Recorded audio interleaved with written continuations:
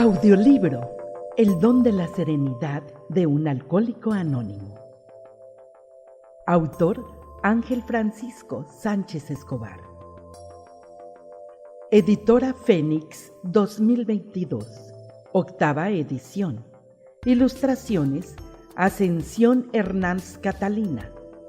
Código Internacional Normalizado para Libros 978-124-125.770-0-6. Índice. Prefacio. Página 7. Capítulo 1. El albergue de transeúntes. Página 9. Capítulo 2. Mi vida se había vuelto ingobernable. Página 17. Capítulo 3. El barrio. Página 23. Capítulo 4. Los psiquiátricos. Página 33. Capítulo 5. Amparo, mi mujer. Página 39. Capítulo 6. El delirium tremens. Página 43. Capítulo 7. Alcohólicos Anónimos. El despertar. Página 55. Capítulo 8. La desaparición de la niña. Página 63. Capítulo 9. El rumor. Página 75. Capítulo 10. El mensaje a otros alcohólicos. Página 85. Capítulo 11. Mi reencuentro con Sor Josefa. Página 93. Final. Página 96. Dedicatoria. Dedico estas páginas a mi tío Rafael, cuyo ánimo, experiencia y amor hacia Alcohólicos Anónimos ayudaron a enmarcar a esta biografía en su auténtico contexto. También las dedico a la memoria de mi abuelo Paco, que murió sin saber que podía haber frenado su enfermedad. Prefacio. Aunque inevitablemente pasadas por el filtro de mi imaginación y del procesador de textos, las palabras que siguen pertenecen enteramente a Miguel, único protagonista de esta historia. Pongo por testigo a mi pequeña grabadora de Canarias y a su cuarto en el centro de rehabilitación, donde, a base de café y cigarrillos, aguantamos el sueño. He cambiado nombres y omitido en ciertas escenas el lugar de los hechos para preservar la intimidad de la familia de Charito y por respeto a la memoria de esta niña.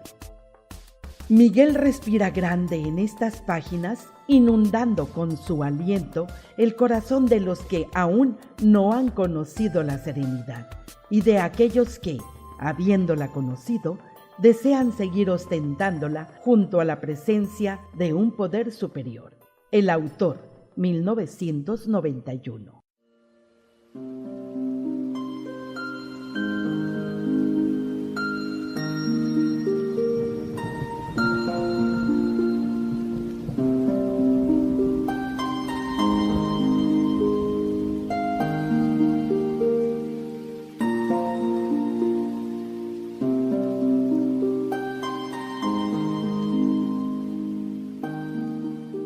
Capítulo 1. El albergue de transeúntes. La serenidad nunca fue un rasgo que me caracterizara. Todo lo contrario, la compulsión entró a formar parte de mi vida junto al monstruo del alcohol y me arrojó a un camino de sufrimiento y soledad. Nunca olvidaré aquellos días de desenfreno cuando dejé a mi mujer y me fui a vivir a un albergue de transeúntes. En esos días me levantaba sobre las 7:30 de la mañana y salía de aquel lugar con la necesidad imperiosa de beber. Muchas veces entraba en la iglesia de San Rafael de Jerez, que me cogía de camino al bar de Pedro, a pedirle al crucificado que me ayudara a salir de lo que estaba metido. Yo le prometía a cambio que no iba a beber más. A aquella hora, la iglesia siempre estaba vacía. Solo a veces se veía alguna mujer de negro buscando de altar en altar al santo que le fuera más propicio. Pronto, sin embargo, los 4 primeros bancos se llenaban de mujeres mayores que rezaban el rosario de corrido a galope de una voz cantarina. Cierta vez, y esperando yo mismo algún perdón, incluso participé en aquellas fórmulas mágicas, pero sin encontrar alivio alguno a lo que me atormentaba. Todavía peor, en lugar de alegría por la oveja descarriada que vuelve al redil, me encontré con las miradas furiosas de aquellas señoras. Algunas salieron de la iglesia sin terminar el rosario, con el bolso muy pegado al pecho. Otras, las más atrevidas, se corrieron a mi paso al lado contrario del banco con un murmullo. Yo no les quitaba la razón. Era un marginado social y lo reconocía. Después, aligerando lo más que podía el paso, me dirigía al bar de mi amigo Pedro, donde me bebía 3 o 4 copas de ginebra. Siempre vomitaba la primera. Las restantes las ingería con avidez. Algo más tarde no sentía nada, no me acordaba de nada. Se me olvidaban las promesas. Atrás quedaba el albergue, sumido en la más completa oscuridad. En los escasos momentos de sobriedad que todavía disponía al poco tiempo de llegar, debí oír los rumores que corrían acerca de aquel albergue. En antaño había sido una casa-palacio donada en testamento a las hermanitas de los pobres por una marquesa para disculparse ante Dios de sus muchos pecados. Allí habían vivido las monjas hasta que la humedad hizo su aparición. Al principio, en forma de pequeñas manchas en las paredes, después, con el sigilio de una culebra, impregnó todos los muros de la planta baja y llegó inexorablemente al segundo piso y a los más altos almenares. Las hermanas aprovechaban el calor del verano para encalar las paredes, pero todo remedio resultó inútil. Luego apareció el olor avinagrado que se adhirió como una planta trepadora a los hábitos de las monjas. Era un efluvio que emanaba y emanaba pese a los kilos de incienso quemados. Al final no habían tenido más remedio que marcharse a otra casa, no sin antes decidir rehabilitar y mantener lo mejor posible un par de salones arriba y abajo en los que la humedad menos estragos había ocasionado por estar orientados hacia el sur. Se acordó entonces alojar allí a todos los pobres que estuviesen sin hogar. Aquello, como era de esperar, se había convertido, según se decía, en un refugio de bebedores y maleantes. Noté el olor a humedad nada más llegar, pero, como se puede entender fácilmente, no me importó. No estaba en condiciones de exigir nada, y lo que más me importaba en aquel momento era tener un lugar, lejos de mi mujer y de mi suegra, donde pudiera beber sin más reproches. Con gran parte de los atrasos que me había dejado la policía, después de ser declarado inútil por el tribunal médico, me había ido a una pensión donde solo estuve 5 días. No quería malgastar un dinero que podía usar en beber. Pero alguien me había hablado de aquel albergue y allí fui con mis pocas pertenencias. Llegué por la tarde, con la relativa sobriedad que proporciona una siesta corta después de una borrachera. Me había afeitado a duras penas y colocado una camisa limpia de las que todavía me quedaban después de haber abandonado mi casa. Una monja me franqueó el paso. ¿Qué desea?, preguntó con cierto aire de duda. Necesito un sitio para dormir, respondí. No hubo más preguntas. Está bien, pase. El albergue se abre a las 7:30 de la mañana y se cierra a las 10:30 de la noche. Sígame. La monja era joven. El tono de su voz, quizá distante, obligado por el calibre de las personas que acudían allí, parecía esconder una vocación temprana y una timidez que no me pasó desapercibida. Me pregunté si sería todavía novicia. Después la seguí a través de un patio lleno de macetas. El suelo estaba mojado y anduve con precaución para no resbalar. Aquí somos 2 hermanas, Sor Carmen y yo. Yo me llamo Sor Josefa. Nosotras estamos aquí todo el día hasta las 7 de la tarde. Después, Ramiro se queda a cargo del albergue. Antes dábamos comida, pero ahora nos es imposible. Faltan donaciones. La monja me condujo a través de un pasillo bastante estrecho que desembocaba en una gran sala. Este es uno de los dormitorios. Arriba tenemos otro. Usted se va a quedar arriba.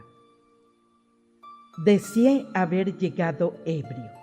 El dormitorio consistía en una veintena de colchones de borra dispuestos en el suelo, más o menos alineadamente.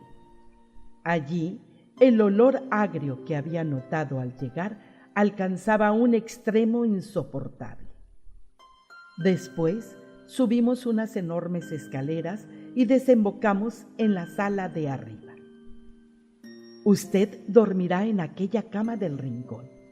Los servicios están en aquel lado, dijo señalando a un pasillo. Ramiro le traerá una manta. En aquella sala sí había camas y el olor había disminuido. No sé por qué ha venido aquí. Usted parece distinto. Por favor, pórtese bien. Dicho esto, la monja se perdió escaleras abajo. Recuerdo que me quedé unos minutos sin saber qué hacer. Después coloqué la maleta debajo de mi cama y me dirigí a la calle. Mi organismo me estaba pidiendo alcohol otra vez. Volví ya de noche. Un hombre de unos 60 años me abrió la puerta. Oye tú eres el de esta tarde, ¿no es verdad?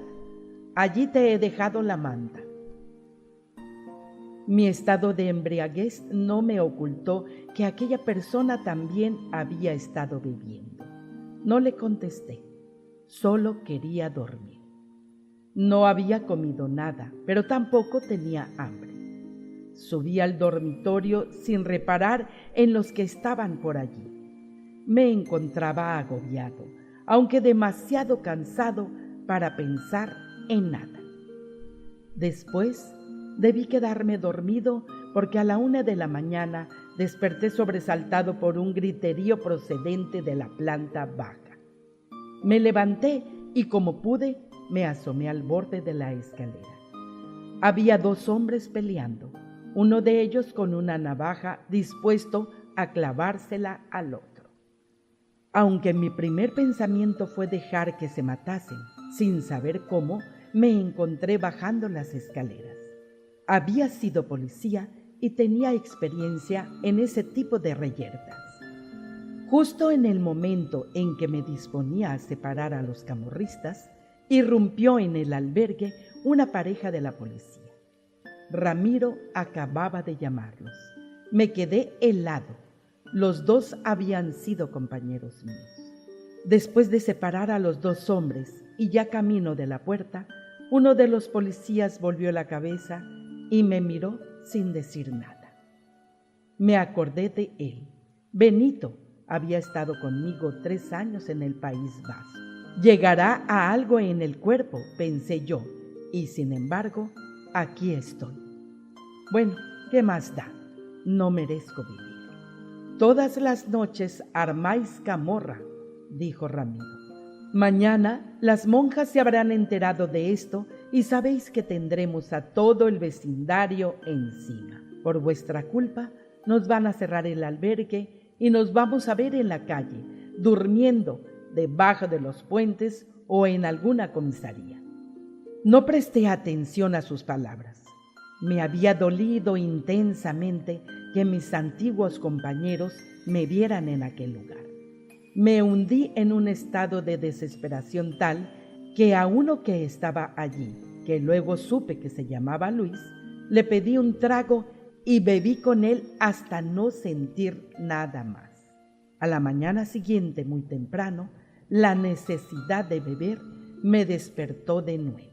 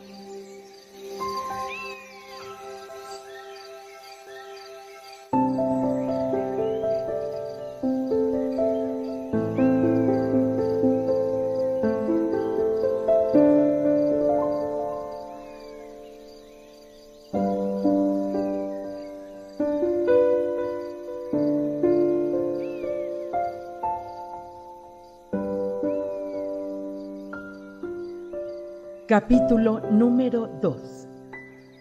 Mi vida se había vuelto ingobernable. Siempre me había sentido superior a todos los que vivían en el albergue. Yo había sido policía mientras que la mayoría eran vagabundos con un largo historial de abandono por parte de sus familias. Siempre lo había demostrado invitándolos a borracheras con los atrasos que todavía me quedaban de la policía.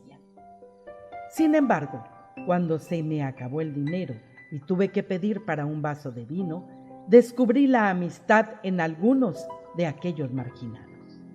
Recuerdo en especial a Romero, mucho mayor que yo. Antes había conocido a Luis, que murió de hepatitis a los 2 meses de que yo llegara. Romero, aunque no era un buen ejemplo, porque bebía tanto como yo mismo, siempre me aconsejaba que dejara la bebida y que volviera con mi mujer. Sor Josefa, con la que había hecho una gran amistad, también me suplicaba que no bebiera, que era muy joven y estaba destrozando mi vida poco a poco. Al oír esto, algunas veces me emocionaba y decidía volver a mi casa, pero el alcohol era más fuerte que mi voluntad. Amparo, mi mujer, venía a verme y me traía ropa limpia y algo de comida. Me decía avergonzada que sus vecinas me habían visto tirado por las calles como un mendigo, que pensara en mis hijas, que dejara de beber y volviera a casa. Mi mujer tenía razón, pero yo no la escuchaba. Me encontraba perdido en el mare magnum estrepitoso de mí mismo. Había estado en comisaría varias veces, aunque nunca me llegaron a encarcelar. Benito intercedió por mí y evitó que me aplicaran la ley de vagos y maleantes. Después de 9 meses de locura, de desasosiego, de destierro de mí mismo, reparé en el deterioro físico y mental al que estaba llegando. Un día, el último que pasé en aquel albergue, me levanté más temprano que de costumbre, como siempre, con la necesidad imperiosa de beber. El veneno del alcohol me impedía dormir más. No me afeité. El temblor de mis manos hacía tiempo que no me lo permitía. Solo me remojé los ojos para despejar algo la cabeza después de la borrachera de la noche anterior. Luego bajé las escaleras evitando hacer ruido. Antes de poder dirigirme hacia la puerta, tuve que sortear bultos de personas durmiendo. Ya en la salida, descorrí la cancela y abrí una hoja de la enorme puerta. No me preocupé demasiado por comprobar si alguien me había visto, porque Sor Josefa y Sor Carmen aún no habían llegado, y Ramiro debía estar en algún lado durmiendo la borrachera. Tampoco me molesté en cerrar la puerta a mis espaldas. Estaba seguro de que nadie robaría en aquel nido de marginados. En la calle, la noche me abrazó con su frío, pero no me importó. Llevaba un pensamiento claro: matar el deseo de alcohol que me retorcía las entrañas. Sabía que debía andar bastante hasta llegar al único bar abierto a esas horas, el bar de Grillo. Encendí un cigarrillo y me dispuse a caminar. ¿Qué necesidad tengo yo de estar así?, pensé. Te dije que no me dejaras solo, Amparo, que me comprendieras. La monja tiene razón. Estoy enfermo. Sé que tengo mucha culpa, que podía haber sido como los demás y haber conservado mi trabajo. Podía haberme limitado a beber 2 o 3 cervezas diarias como todo el mundo, pero no, yo bebía y bebía, solo pensaba en beber. Tuviste que aguantar mi respiración apestando a alcohol, mi sudor asfixiante en esos momentos de impotencia, mi agresividad. ¿Sabes, Amparo? Ya no puedo más. Pero el alcohol era más fuerte que mi voluntad. Empujé la puerta del bar. Era un local pequeño con un gran espejo. Me acerqué y extendí el brazo derecho. La frialdad del mármol del mostrador caló incluso el grueso jersey de cuello alto que llevaba. «Dame una copa de ginebra, Grillo». «Mira, Miguel, no es que no te quiera servir. Yo estoy aquí para vender, pero es que te estás matando. Dame esa copa o te parto la cara». «Bueno, haz lo que te salga de los cojones», dijo mientras ponía la ginebra. «Y no te lleves la botella. Tengo para pagártela». Bebí con avidez sin saborear el licor, y poco a poco me fui hundiendo en la desolación. Volví al albergue dando tumbos. Debía estar amaneciendo. La iglesia ya estaba abierta. Pensé parar y preguntarle al crucificado qué estaba haciendo conmigo, pero seguí adelante. Ya nada me importaba. Me sentía despreciado por todos, por mi mujer, por mis hijas, por mis excompañeros. A la edad de 37 años estaba viviendo en un albergue, haciendo sufrir a todo el mundo. Empujé la puerta. Ya habían llegado las hermanas. «Te estás matando», me dijo también una de ellas. Subí dando traspiés. Fui directo a los servicios, a enjuagarme la cara, en un supremo esfuerzo por sentirme fuerte, incapaz de soportar por más tiempo la idea que había invadido mi cerebro. Me miré en el espejo. Estaba tremendamente envejecido. Me acerqué al hueco de la escalera y entonces dejé caer mi cuerpo al vacío. Caí. En unos segundos mi vida pasó por mi mente como en una película.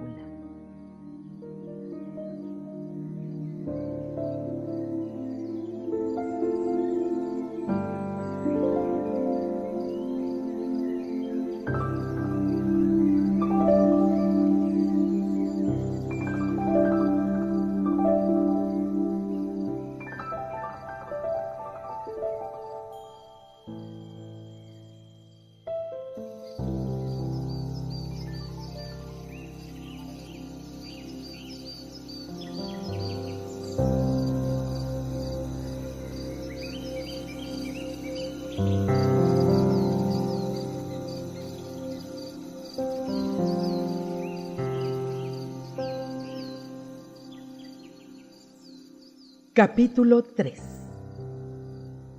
El barrio.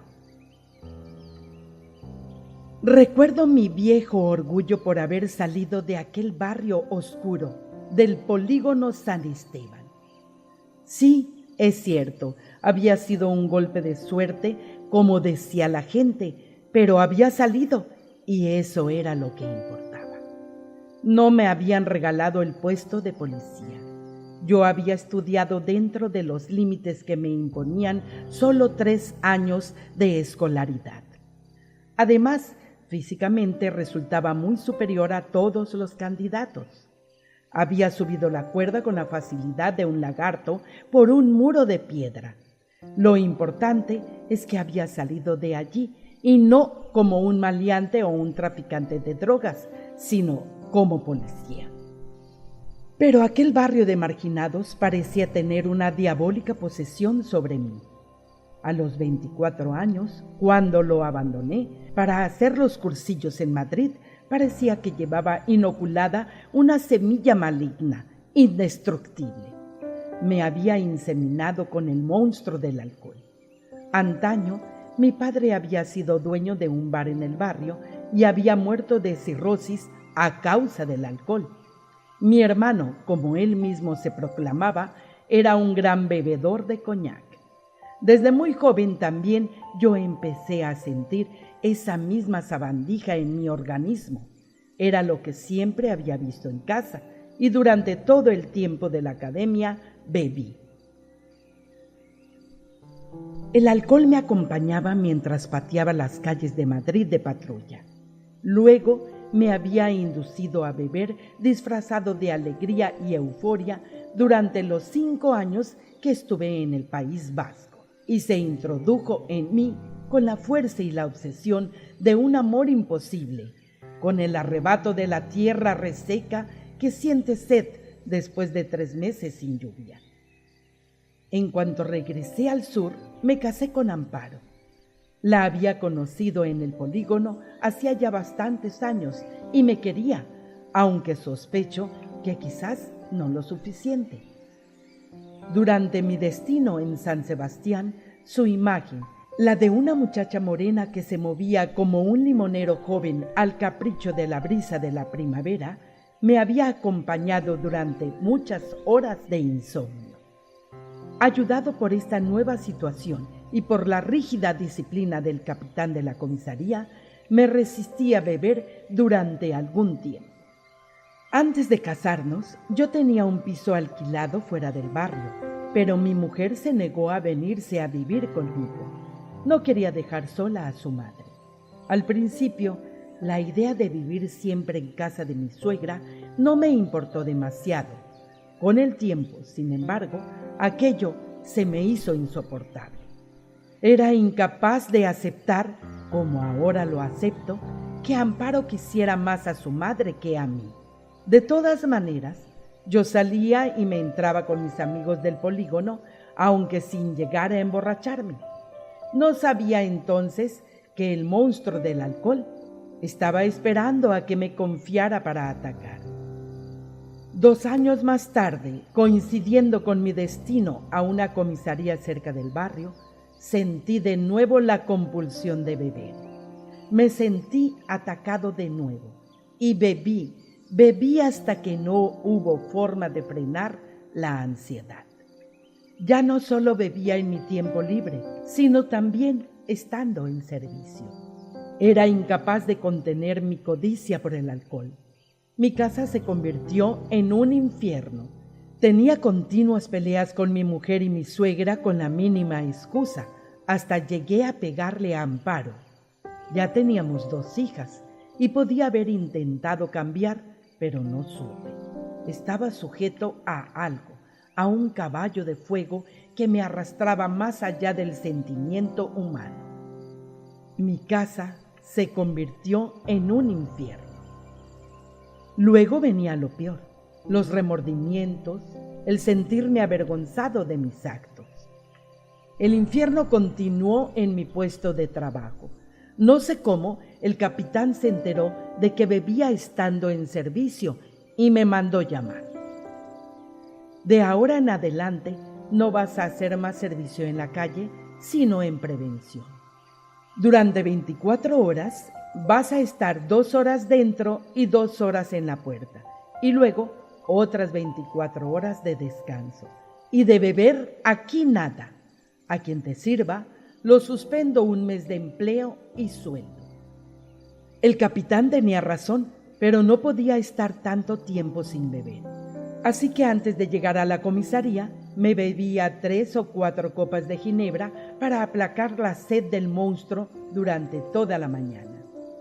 Lo peor era que necesitaba 1 litro de coñac o ginebra para pasar el día y no podía tenerlo guardado en ningún sitio porque era verano. Se me ocurrió entonces, el alcohol nos hace muy listos, descoser la goma que llevamos colgada al cinto y meterle un tubo de hojalata del mismo tamaño que mandé a hacer. Después lo recubrí con la piel de la goma. Por la mañana, en la trastienda del bar al que solía ir, llenaba la porra de ginebra. En las 2 horas que no estaba en la puerta, iba al servicio y tomaba un trago antes de volver a la puerta otra vez. Algún día aquello iba a salir mal, como así fue. Una tarde, cuando ya me tenía bebida la mitad de la capacidad de la goma, me caí de bruces al suelo. Las gafas del sol que siempre llevaba puestas para evitar miradas insidiosas se rompieron en 1000 pedazos. Todos se extrañaron. Nadie me había visto beber. Cuando me incorporé, le eché las culpas al calor. Obviamente, nadie me creyó, y mucho menos el capitán. Volví a casa temprano aquella tarde ante la extrañeza de mi mujer. Creo que intuía lo peor. No le mencioné nada del asunto. El alcohol nos hace dictadores con los seres queridos. Más tarde, salí huyendo de su mirada inquisitiva y de los refunfuños de su madre y me fui al bar de nuevo. Necesitaba olvidar lo que me esperaba al día siguiente. Me hundí en la alegría engañosa del alcohol y olvidé por completo el incidente. A la mañana siguiente, al llegar a la comisaría, el capitán me dijo que se sentía incapaz de impedir que bebiera y que lo mejor para mí iba a ser pedir destino voluntario en el País Vasco. Sería la segunda vez que fuese, pero aquella parecía la única salida y la acepté. No quería perder mi empleo. Mi mujer recibió la noticia con una resignación sospechosa. Comprendo ahora que estaba deseando perderme de vista una temporada. Me prometí no beber más. Me estaba destruyendo y conmigo todo lo que había construido. Cuando llegué a Vitoria, el capitán del cuartel me habló con dureza. Usted sabe por qué le hemos traído aquí. Así que tenga mucho cuidado con lo que hace, porque le pongo de patitas en la calle. Mira usted, mi capitán, el alcohol está ya de más para mí. Me estoy preparando para Cabo y quiero comenzar una nueva vida. Se lo dije con toda convicción. El barrio me parecía algo lejano. Me sentía liberado, fuera del arpón del alcohol. Tuve entonces poca visión de lo que era el alcohol, de lo que hace con las personas que caen en sus redes. No me daba cuenta entonces de que me estaba esperando agazapado, listo para abalanzarse sobre mí. La ocasión se presentó cuando aprobé el examen para Cabo, 6 meses después. Mis compañeros habían insistido. Yo sabía lo que iba a pasar, pero me dejé llevar. En el fondo lo deseaba. Benito, andaluz como yo, que había aprobado también el examen de Cabo, no aceptó la invitación porque se encontraba de servicio. Yo era consciente de que podía haber cambiado la guardia, pero no lo hizo. Era una persona muy especial, aunque un buen compañero. Yo, sin embargo, me fui con los otros andaluces y bebimos hasta no poder sostenernos en pie. Finalmente, insistí en ir a una discoteca. Hubiera sido mejor que nunca hubiera ido. Provoqué una pelea en la que hubo heridos y por mi culpa se ocasionaron serios destrozos en el local. El dueño llamó a la policía sin saber que nosotros pertenecíamos al cuerpo. Benito acudió y para su sorpresa y también para la mía, tuvo que arrastrarme hasta el cuartel. Fue la última vez que lo vi. Al día siguiente me mandaron al hospital de Burgos. Recuerdo muy bien las palabras del capitán antes de salir del cuartel. No lo entiendo. Creíamos que podíamos sacar algo de usted y ahora nos viene con esto. Lo de anoche fue un comportamiento imperdonable y no puede quedarse más aquí. Lo que usted necesita es ayuda psiquiátrica. Se va a ir al Hospital Militar de Burgos. No dije nada, solo pensé en mi mujer y en mis hijas, y tuve un intenso sentimiento de culpabilidad. Podía perder mi puesto de policía, el que con tanto orgullo yo había parangonado en el barrio, y dejarlas a merced de la miseria.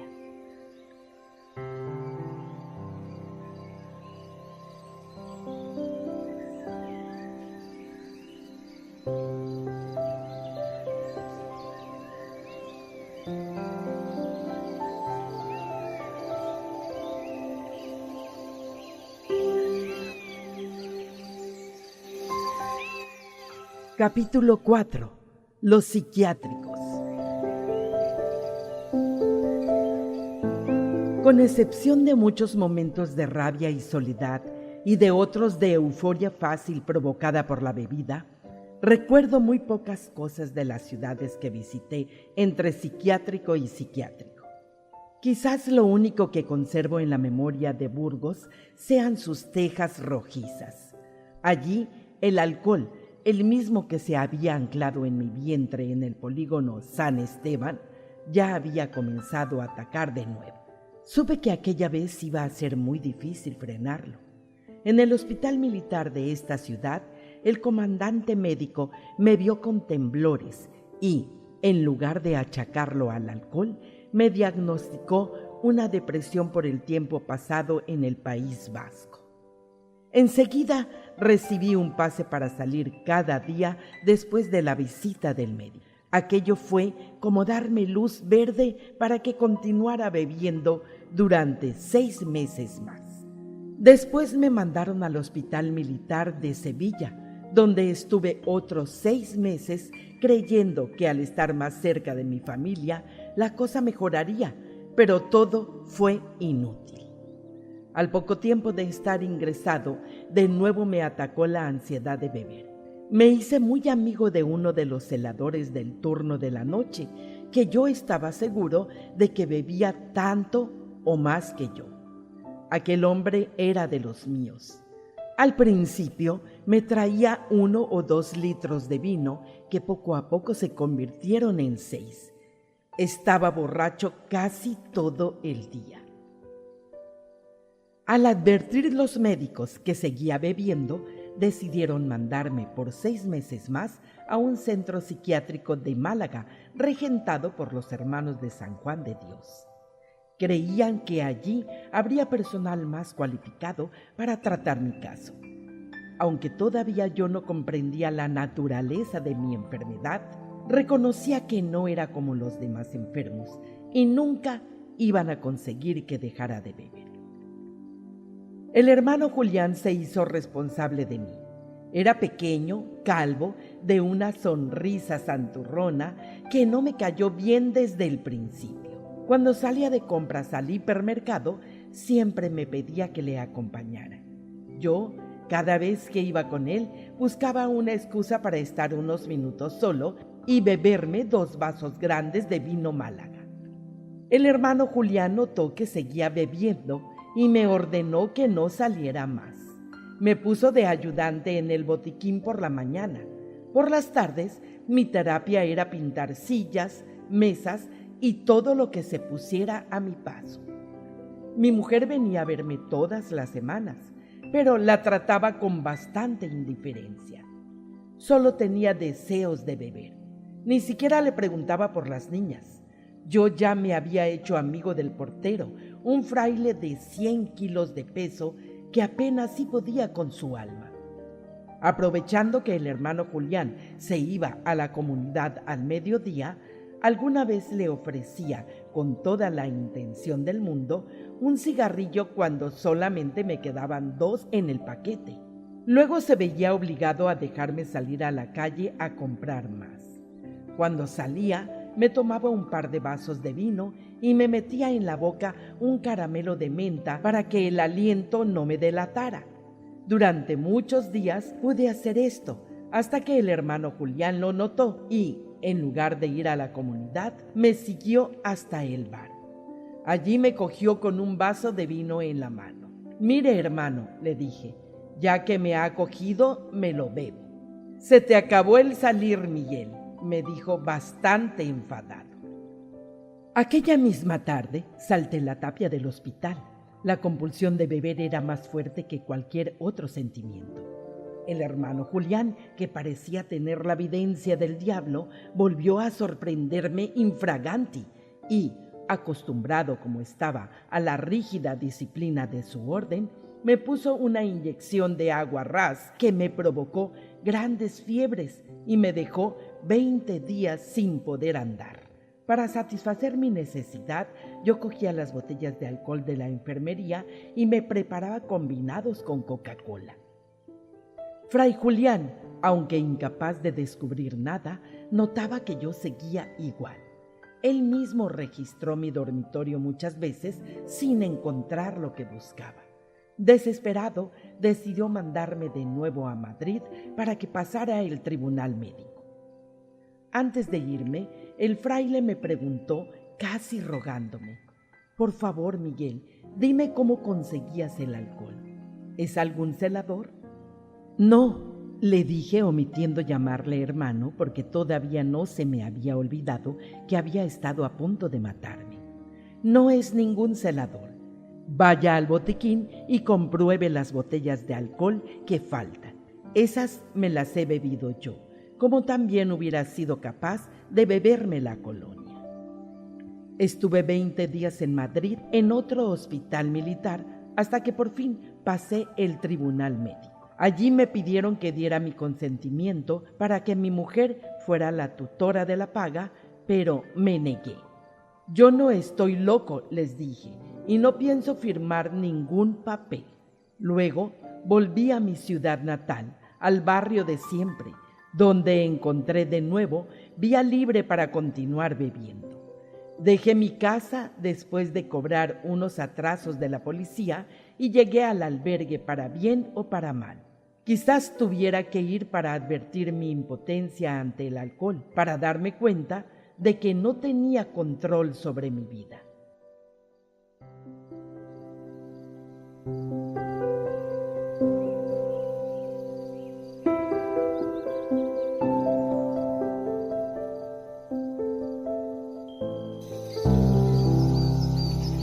Capítulo 5. Amparo, mi mujer.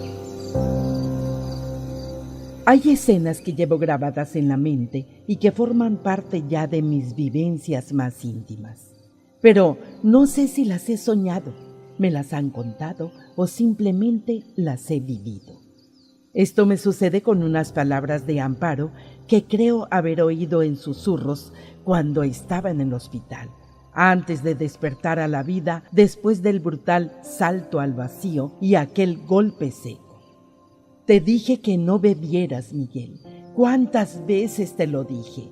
Sabía que te verías tirado por las calles como un perro, como una rata hambrienta. Te lo repetí muchas veces. Te iba a pesar tanta bebida, tanto delirio. ¿Qué hiciste con los atrasos? Podías haber rehecho tu vida, nuestras vidas con esos atrasos, pero no, tú solo pensabas en beber. Te fuiste de la casa, ya no me amas ni a tus hijas. ¿Cuántas veces pensaste en el suicidio? Podías haber llegado a algo en tu trabajo, pero no te importó nada. No te preocupaba si teníamos o no para comer. Solo te importaba beber. Tú nunca habías sido un mal hombre, pero el alcohol te tenía anulada la voluntad. Te habías convertido en un monstruo. Si supieras lo que yo sentía cuando a la 1 de la noche oía el pestillo de la puerta. Me sobrecogía. Nada más abrir, yo te miraba a los ojos. A veces, pocas, venías alegre. Entonces yo me relajaba. Te preparaba algo de comida a pesar de lo que dijeras. Rara vez traías hambre. Otras, sin embargo, venías con esa mirada de odio que tanto me asustaba y buscabas la discusión. Me parecía que te sentías culpable y que con esa actitud querías impedir que te dijera algo. Me ofendías a mí y a mi madre. Les pegabas a las niñas. Me decías que estabas harto de mí, que en cuanto pudieras te marcharías. Una de esas noches llegaste muriéndote, sin saber lo que te pasaba. Se te iba la vida por la boca. Dijiste que no llamara al médico de urgencia, y no lo hice. Tenía miedo de que descubrieras que te había dado las gotas. Anita, la que tiene a su padre alcohólico, me dijo que una vez se las había dado a su padre y que le había cogido miedo a beber. Yo te las di sin saber las consecuencias. Podía haberte matado. Nunca te lo dije, aunque creo que te diste cuenta por la forma en que me mirabas. Pero me pareció que me transmitiste que no querías vivir más, que había hecho bien en darte esas gotas.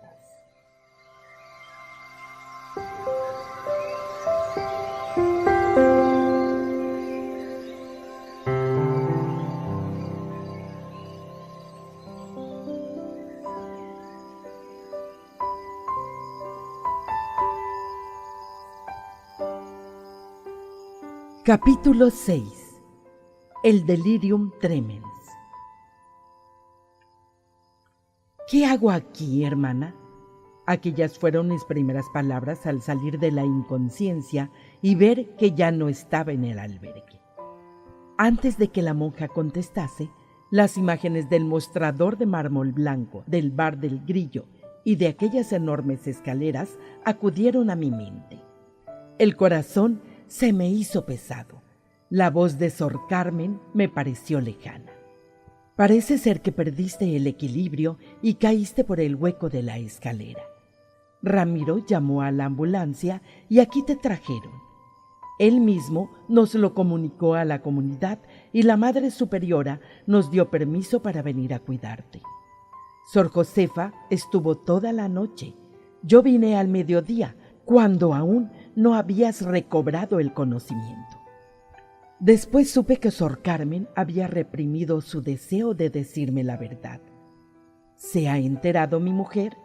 Sí, estuvo aquí toda la mañana con Sor Josefa. Estaba aquí cuando yo llegué y, como yo ya me iba a quedar, le dije que se fuera a preparar la comida a las niñas. Miré el gran ventanal. Empezaba a anochecer. Me quise incorporar, pero sentí un pinchazo agudo en el pecho. «No te muevas, Miguel», dijo la monja asustada. «Tienes 3 costillas fracturadas y la rótula del pie izquierdo está poco menos que hecha añicos».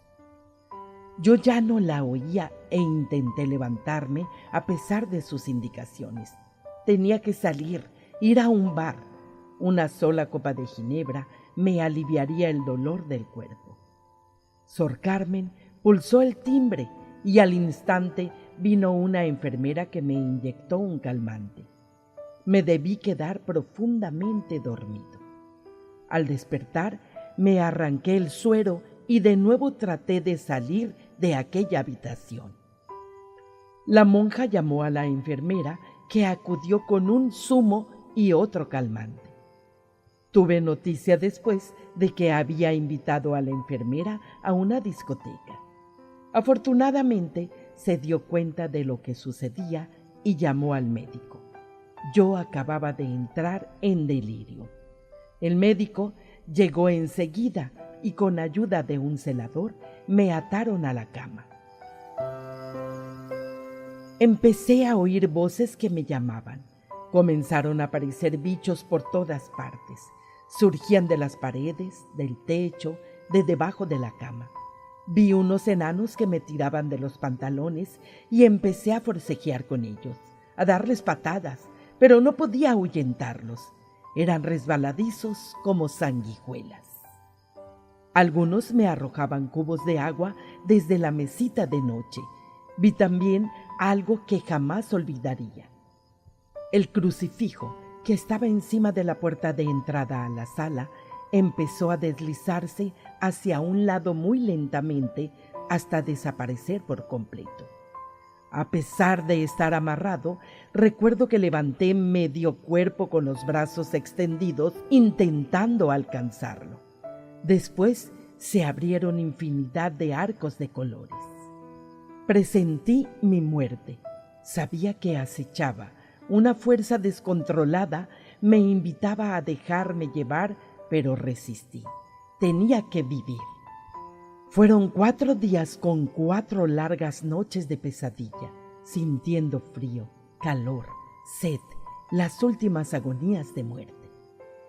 Desesperaba, no podía más, solo quería dormir, sumirme en el olvido. Mi cuerpo se elevaba y rotaba incesante sin poder reaccionar. Fueron horrendas pesadillas de extraños jinetes. Al 5.º día, por fin pude dormir. Cuando desperté, ya había pasado todo. Seguía siendo el mismo, racional, pero con la calma más profunda tras la angustia, tras el temor, tras el odio a mí mismo. Me sentía solo, aunque no triste, sino alegre. Solo ansiaba paz, serenidad. Había sentido la desazón mucho más allá de la muerte. Los médicos creyeron que no me podía salvar. Sin embargo, me sentía fuerte y con la certeza de que me iba a reponer. Mi corazón, el mismo que me había hecho ser el mejor en las pruebas físicas para el ingreso en la policía, no me defraudó. Cuando desperté, el psiquiatra comprobó que mi cerebro no había quedado afectado y supe que podía salir de allí completamente curado. En el momento que recuperé algo de lucidez, agradecí a las monjas su ayuda. Las enfermeras me comentaron que no se habían separado de mí durante los 5 días del delirium tremens. 2 meses más tarde, todavía seguía ingresado. La Navidad se acercaba y, por primera vez en mucho tiempo, sentí deseos de volver a mi casa, reunirme con mi mujer y mis hijas, sentarme a la camilla, al calor del brasero que todos los días de invierno hacía mi mujer, y oír el chisporroteo de la lluvia en las macetas de geranios del patio que con tanto esmero cuidaba mi suegra. Quería y era consciente de que tenía que regresar y enfrentarme con la realidad. No obstante, tenía miedo de volver a caer en el mismo fango.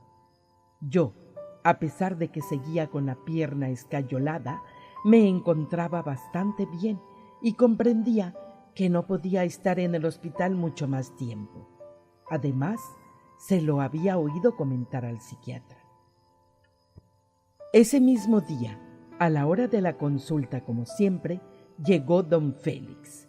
Era alto y delgado, de rostro sonriente y amable. Le tenía afecto a aquel hombre.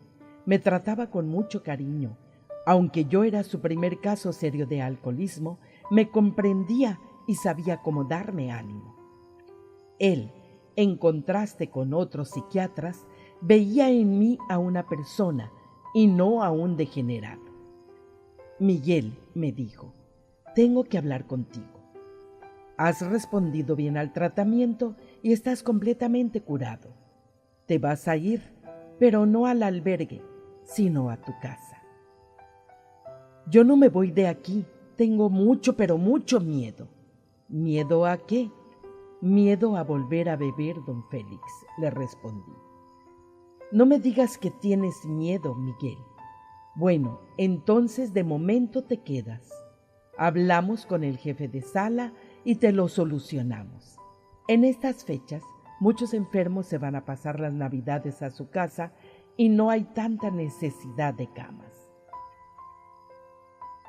Los últimos días que pasé en el hospital fueron como unas vacaciones que se nos hacen cortas. Por un lado, estaba feliz y mi mente empezó a recrearse en la tranquilidad, en el equilibrio que nunca había gozado. Por otro, sin embargo, sentía temor a salir de aquel nido protector y enfrentarme con el mismo ambiente. El solo hecho de pensar en el albergue me creaba un desasosiego tremendo. Luego estaba la circunstancia de tener que volver al polígono San Esteban, donde parecía tener unas raíces que nadie podía arrancar. Como era de esperar, solo pude quedarme hasta la primera semana de enero. La víspera de Reyes, don Félix llegó muy decidido. «Venga, levántate y prepara tus cosas, que te vas. Tu mujer ya está aquí». «Pero don Félix, ya se lo había dicho, tengo mucho miedo». «Nada, desconfías de ti mismo y, al mismo tiempo, tienes sentimiento de culpabilidad y un montón de cosas más, pero todo eso se tiene que quitar. Tienes que comenzar otra vida». Amparo entró en la sala. Durante el tiempo de mi ingreso, había venido a verme casi todos los días. Cuando la veía, me llenaba de remordimientos por todo lo que la había hecho sufrir. En aquel momento, y sabiendo que tenía que volver a mi casa, me pareció descubrir en ella a una nueva mujer. Estaba demacrada. Había una gran tristeza en sus ojos, pero me sentí atraído por su piel clara, despejada, por su pelo negro rizado recogido en un moño alto. Sentí deseos de estrecharla en un abrazo que durara una vida, de protegerla, de compensarle por todo el dolor que le había causado. «Quiero que vuelvas a casa. Eres mi marido y tienes que estar conmigo y con tus hijas. Tú no eres malo, Miguel, pero el vino te tenía cambiado». «Amparo, quiero volver, pero…» «Yo sé lo que te pasa», dijo el médico. «Además de temer la recaída, tienes muchas necesidades en tu casa. Y sé que no puedes echarle los reyes a las niñas. Yo le voy a comprar los regalos a tus hijas, pero tienes que irte con tu mujer. Ahora mismo te voy a poner un tratamiento y voy a estar en contacto contigo. Verás cómo todo va bien». El psiquiatra llamaba cada 2 semanas hasta que se dio cuenta de que podía caminar sobre mis propios pasos. Era mi mujer la que siempre contestaba el teléfono y hablaba con él. Amparo había sufrido tanto conmigo que sentía un tremendo temor que volviera a caer de nuevo y recomenzar la pesadilla. Sin ser una mujer religiosa, todas las noches le pedía a Dios que me diese fuerzas para no volver a la bebida, aunque esta vez yo no estaba dispuesto a dejarme vencer por el alcohol. Ya había rechazado muchas invitaciones de amigos para tomar unas copas, porque sabía que si bebía una, ya no podría parar.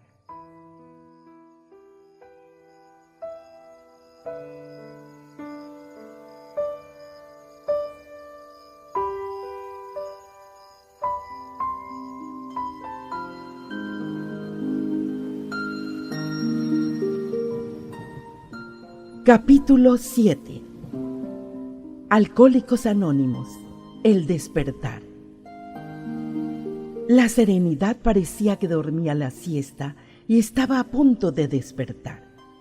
Y lo hizo un sábado por la tarde, a los 2 meses de haber salido del hospital, con la llegada a casa de las 2 monjas del albergue. Venían en su SID 600 de siempre. «Dile a tu marido que se prepare, que nos vamos», oí que le decían a Amparo. Mi mujer las hizo pasar hasta la salita donde yo estaba, todavía con la escayola en la pierna. «Venga, Miguel», dijeron sin interesarse por mi salud.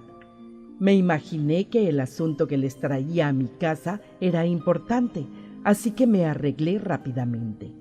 Jamás me hubiera negado a cualquier cosa que ellas me pidieran. A pesar de todas las discusiones que había tenido con las monjas durante mi estancia en el albergue, las quería como algo mío. me habían sabido comprender desde el principio, aun cuando habían tenido que soportar mis borracheras diarias durante 9 meses. Habían sido para mí algo más que 2 ángeles, habían sido 2 madres espirituales. ¿A dónde vamos?, les pregunté una vez en el coche. Vamos a una reunión muy importante, verás cómo te gusta. Las monjas aparcaron en las afueras de un colegio público y me condujeron hasta una amplia sala repleta de personas. El que me pareció el conferencista se presentó. Me llamo Juan y soy alcohólico. Hola, Juan, contestaron todos los que estaban allí. Alcohólicos Anónimos, comenzó a leer de un pequeño libro. Es una comunidad de hombres y mujeres que comparten su mutua experiencia, fortaleza y esperanza para resolver su problema común y ayudar a otros a recuperarse del alcoholismo. ¿Esto qué es?, pregunté a Sor Josefa. Esto es una reunión pública de Alcohólicos Anónimos, me contestó con mucha calma. ¿Alcohólicos Anónimos? ¿Y yo qué hago aquí? Esto es para los enfermos del alcohol, respondió Sor Carmen. Esto debe ser un error. Yo no soy ningún enfermo alcohólico. Miguel, por favor, calla y escucha. Hazlo por nosotras. Observé, ya más calmado, que había hombres y mujeres de todas las edades. En la parte delantera del salón había 5 personas sentadas en una mesa. Detrás pude ver un gran cartel que decía: si el alcohol es un problema para ti, tal vez te podamos ayudar. Continué oyendo al que hablaba. A consecuencia del alcohol, perdí mi trabajo. Le había perdido el cariño y respeto a mi mujer y a mis hijos hasta que no pudieron más y tuvieron que abandonarme. Por culpa del alcohol, me sentí solo, tirado por las calles con problemas de remordimientos. Pero me llegó la hora de dejar el alcohol, de dejar a ese enemigo astuto, desconcertante y poderoso que nos convierte en seres miserables y que nos corroe. No fue tarea fácil, pero lo logré. Llevo 5 años en sobriedad. Ahora soy un hombre nuevo. He recuperado mi trabajo, a mi familia, mi conciencia y mi dignidad. Cuando éste terminó de dar su testimonio, los otros que estaban en la mesa le siguieron. Después de entre el público, algunos también se levantaron y hablaron de sus experiencias como bebedores y su posterior recuperación en Alcohólicos Anónimos. Todos habían llevado una vida de sufrimientos, de incomprensión por parte de su familia y de la sociedad. Mientras escuchaba, me vi envuelto en una atmósfera cálida de una sensibilidad espiritual que se podía palpar. Me sentí parte de aquel grupo. En un segundo, como el rayo juguetón tempranero que nos despierta un domingo, la luz vino a mi mente. Yo también era un enfermo alcohólico. Por primera vez pude comprender que no era un vicioso, sino un enfermo que necesitaba ayuda. Miré a las monjas y les llené el espíritu de una sonrisa amplia. Ellas comprendieron. Cuando la reunión terminó, me acerqué decidido al que había hablado primero. Oiga usted, yo reconozco que soy un enfermo alcohólico. Lo dije así, tajante. Todo lo que ustedes han pasado me ha pasado también a mí. Yo sé, como bien ha dicho, que no puedo parar cuando tomo la primera copa. Los que estamos aquí también somos alcohólicos, pero hemos dejado parada la enfermedad. Si lo deseas, puedes venir a nuestras reuniones. Nos reunimos los martes y los jueves. Yo te apadrinaré si no te importa. Mira, dime cómo te llamas y dónde vives, y nosotros pasaremos a recogerte. Veo que no puedes andar mucho. Gracias, muchas gracias. Me sentí calurosamente arropado por las palabras de Juan. No sabía lo que significaba apadrinar, pero supe que había encontrado en aquella reunión un importante eslabón en mi rehabilitación, una fuente continua de paz y sosiego. No podía presentir en aquel momento lo que todavía me destinaba el barrio y su gente, ni lo valiosa que iba a ser la ayuda de este grupo de alcohólicos anónimos para mí. Al salir, después de proporcionar a Juan mi dirección, Sor Josefa comentó: «Hemos rezado mucho a la Virgen por ti y con su ayuda verás que pronto te pones bueno». Gracias, hermanas. No sé qué hubiera hecho sin ustedes. También queremos decirte algo, dijo Sor Carmen, que era la que conducía. El albergue se va a cerrar. Nos es imposible mantenerlo abierto por más tiempo. No puedo explicar qué pasó por mi mente en aquel instante. Creo que me alegré. Me imaginé que al cerrarse aquel lugar, el sueño más amargo de mi vida quedaba zanjado. Solo después de algún tiempo me di cuenta de que en el albergue de transeúntes estaba el germen de mi curación, algo muy diferente a lo que el polígono San Esteban había representado para mí. A nosotras, continuó Sor Carmen, nos van a destinar a otras provincias. Cuando llegamos a casa, me despedí de ellas con el presentimiento de que tarde o temprano las volvería a ver. El tema del cierre del albergue se me había olvidado hasta que al cabo de varias semanas me encontré con Romero, el amigo de borracheras de albergue que había hecho suyo el portal de una casa en el mismo centro de la ciudad. Allí estaba con sus pocas pertenencias metidas en una bolsa de plástico y una botella de vino en la mano.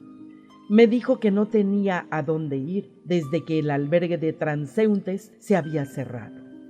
Yo, que era el responsable de abrir y cerrar el local donde se reunía mi grupo de alcohólicos anónimos, lo invité a ir allí a dormir por las noches. A raíz de aquel encuentro, descubrí en mí una necesidad nueva, antes desconocida: ayudar a las víctimas de la sociedad. Antes, este tipo de personas había llegado incluso a darme asco. Me propuse entonces abrir el albergue. Yo sabía que una marquesa había cedido aquella casa-palacio siempre que se destinase a la ayuda del necesitado. En pocos días me puse en contacto con don Santiago, presidente de la Asociación de los Hermanos Desamparados. Este señor tenía casas de ancianos en muchas ciudades de Andalucía y accedió en cuanto le hablé del proyecto de abrir una nueva casa. En muy poco tiempo, don Santiago acondicionó la casa y la convirtió en una residencia de ancianos. Rosario, una monja seglar, se hizo cargo de esta y yo comencé a colaborar con ellos. Romero, que ya había cumplido los 70, ingresó allí, al mismo tiempo que comenzaba a asistir a mi grupo de alcohólicos anónimos.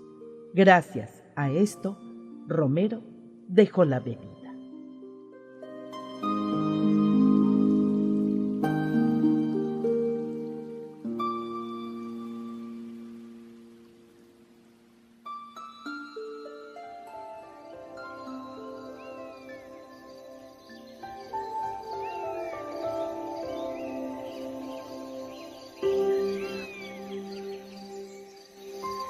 Capítulo 8. La desaparición de la niña. A veces, si nuestra rehabilitación no está bien enraizada en la voluntad y fortaleza que nos otorga el creer en un poder superior, la sobriedad puede sucumbir a manos de la incomprensión y la injusticia.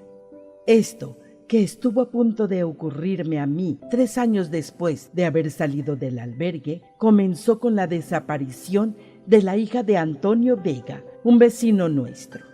Recuerdo con claridad todos los detalles. La misma noche de la desaparición de la niña, mi mujer se había acercado a los bancos de la plazoleta donde me había sentado con otros vecinos huyendo del calor. «Miguel, ¿está ahí la Charito?», Salió de nuestra casa con un trozo de pan y un filete hace ya un rato y su madre la está buscando. Amparo y yo queríamos a Charito como si fuera nuestra propia hija. Llevábamos 20 años en el polígono conviviendo muy estrechamente con sus padres y sabíamos que el sueldo no les daba para mantener a sus 5 hijos. Por esta razón, casi nos habíamos hecho cargo de la niña, a la que incluso habíamos apadrinado.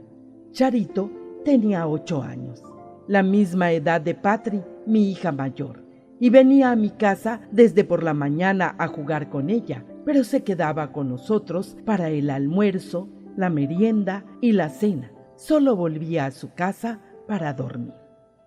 «No, Amparo, aquí no está», contestó la hermana de Charito, que se encontraba allí con su novio. «Por aquí no la hemos visto», dije yo. Juanito, el Rolo, también vecino nuestro, acababa de llegar. Venía borracho como siempre. «¿Qué pasa? ¿Qué barullo es este?», comentó. «Pues, ¿qué va a pasar? Que se ha perdido la niña de Antonio», le dije sin prestarle mucha atención. «Bueno, pues que la busquen. Lo que tú tienes que hacer, Rolo, es irte a dormir la mona», añadí yo alzando la voz. No sé por qué, yo siempre sospeché de él. Como ex policía, yo tenía un olfato especial para esos asuntos.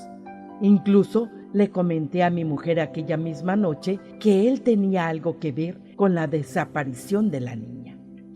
El Rolo había estado trabajando en Canarias, donde se había casado.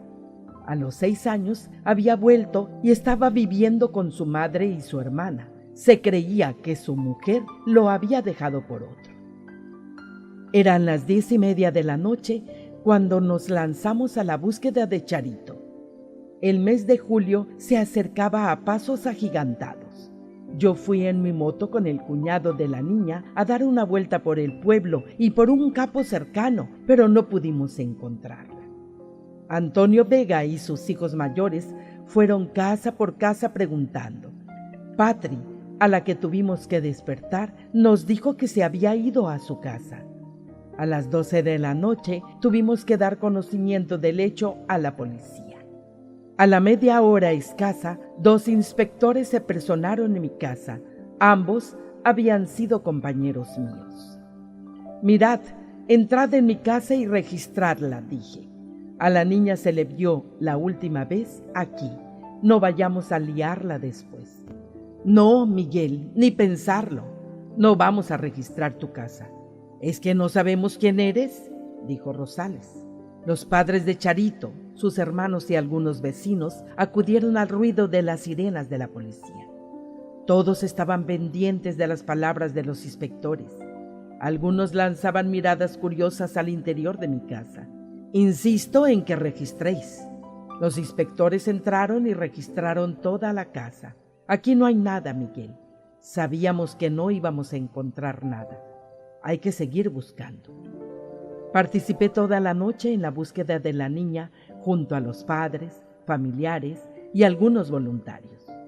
Luego aparecieron los bulos a los que siempre respondí con la acción. Precisamente, el hecho de haber dejado el alcohol y descubierto un poder superior me había convertido en un hombre nuevo. Mi corazón se había abierto al corazón de los demás. Por eso mismo, y porque además quería a Charito como si fuese mi propia hija, tomé el lugar del padre que nunca llegó a reaccionar y de su hijo mayor, por desgracia drogadicto, y me lancé a su búsqueda. En un principio, los comentarios se centraron en el río. Alguien había visto un bulto debajo de un puente. Me desplacé a aquel lugar para rastrear la zona en cooperación con la policía. Estuve, incluso, a punto de ahogarme en el cieno. También se había corrido la voz de que habían sido 2 hombres que todas las noches saltaban la tapia del cementerio. De la misma manera, pasé toda la noche en el cementerio esperando ver algo extraño. Todo fue inútil. A los 4 días Se empezó a comentar que se había visto movimiento de gente cerca de un pozo no muy lejos del barrio. Allí fuimos el padre, el hermano mayor de Charito y yo. Pudimos localizar el pozo, pero no a la niña. Para comprobar si estaba allí, tuve que bajar al fondo con una linterna y meterme en agua podrida hasta el pecho. Por otro lado, se llegó a decir que se había visto a una niña de las características de Charito en otro barrio, no mucho mejor que el polígono San Esteban. Allí fui yo arriesgándome a ser blanco de la navaja del delincuente por cooperar con la policía. Uno de los últimos bulos surgió al ver a alguien luz por la noche en una casa de chapa cerca de la carretera vieja a Madrid. Pudiera ser que la tuvieran allí secuestrada. Allí fui con el inspector. La casa de lata no era más que el refugio de unos cazadores. El barrio también reaccionó de manera positiva a la desaparición de Charito. Era extraordinario ver cómo la gente de la barriada se olvidaba por unos días de sus problemas cotidianos y se lanzaban a la búsqueda de la niña. Aquel barrio de traficantes de heroína, de tironeros, de prostitutas, en el que la policía no se atrevía a entrar, de repente encontró una causa común, algo con lo que solidarizarse. Poco a poco las esperanzas de encontrar viva a la niña se desvanecieron. A los 15 días, yo mismo fui a hablar con el padre para que no se diese por vencido. Decidimos rastrear la única zona que quedaba. Fuimos en 2 coches y entramos en todos los cortijos de los alrededores con la excusa de pedir agua o preguntar por alguien para observar si había algún movimiento extraño. Aquel día llegué a mi casa asfixiado, casi deshidratado por el calor. Habíamos estado buscando a Charito desde las 9 de la mañana. ¿Quieres algo de comer?, me dijo mi mujer. Ya son las 4 de la tarde. ¿Qué va? Vengo reventado y lo único que quiero ahora es poner una manta en el suelo y echarme un rato. Estábamos a 13 de julio, en pleno verano, y no corría una gota de aire. Pero aquella fecha no quedó grabada en mi memoria por el calor. Al poco tiempo de estar en casa, oí la voz del inspector Rosales hablando con mi mujer y comprendí lo que pasaba. Habían encontrado el cuerpo de la niña. Dígale a Miguel que se levante enseguida. No hizo falta que Amparo subiera a avisarme. Yo bajé las escaleras precipitadamente. ¿Qué pasa? ¿La han encontrado? Parece que sí. Vístete corriendo, que tienes que venir a reconocerla.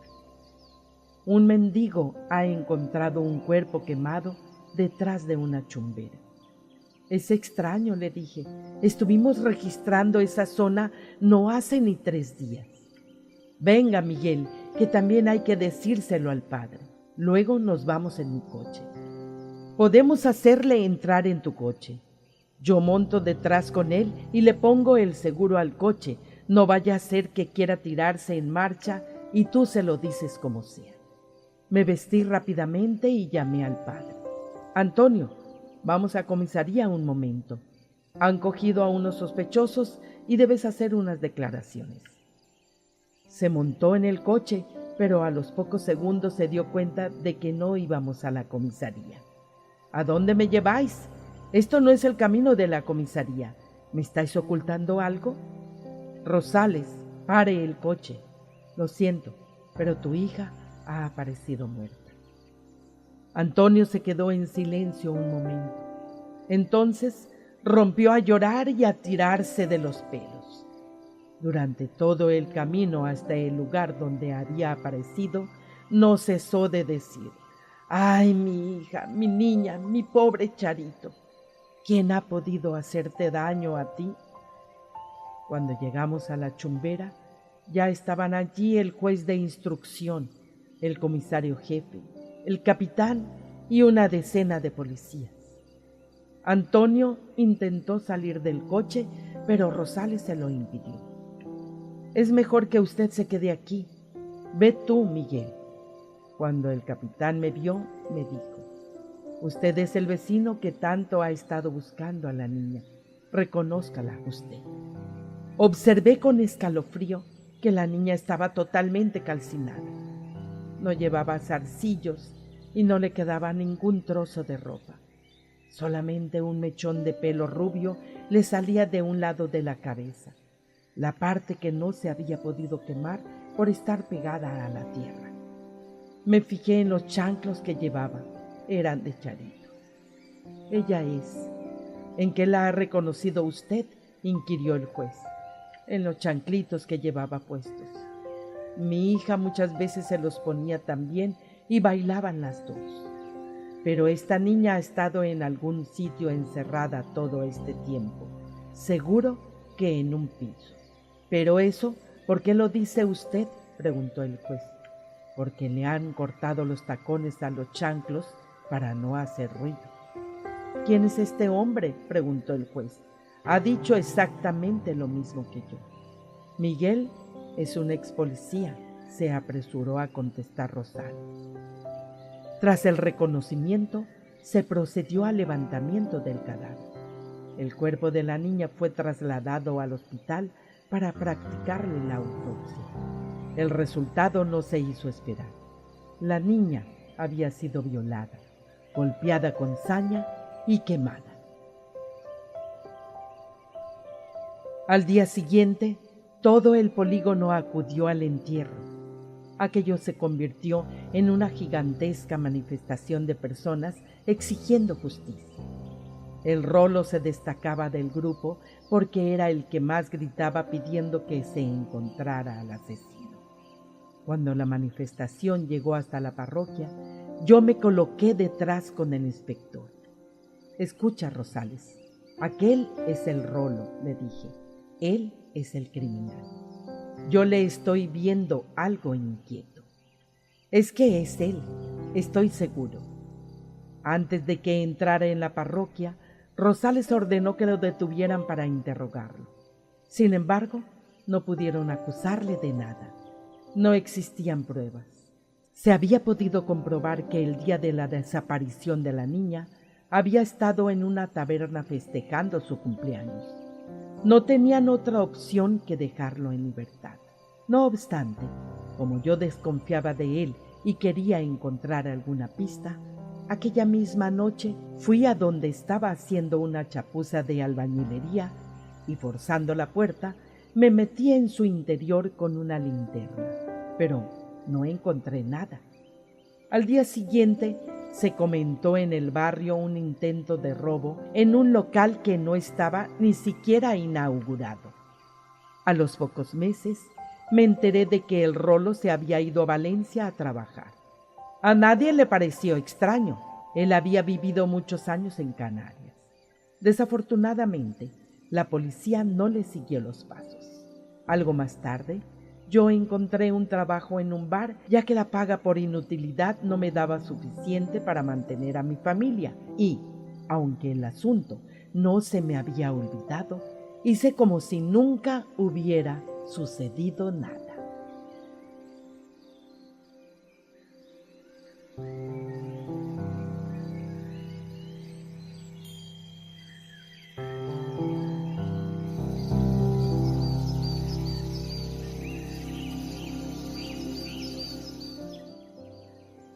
Capítulo 9. El rumor.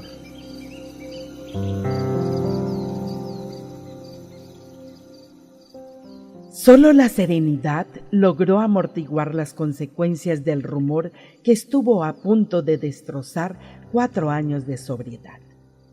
En esos 4 años, yo había continuado colaborando con la Asociación de los Hermanos Desamparados e incluso había llegado a fundar un nuevo grupo de alcohólicos anónimos en el polígono San Esteban, donde muchas personas del mismo barrio habían encontrado la sobriedad.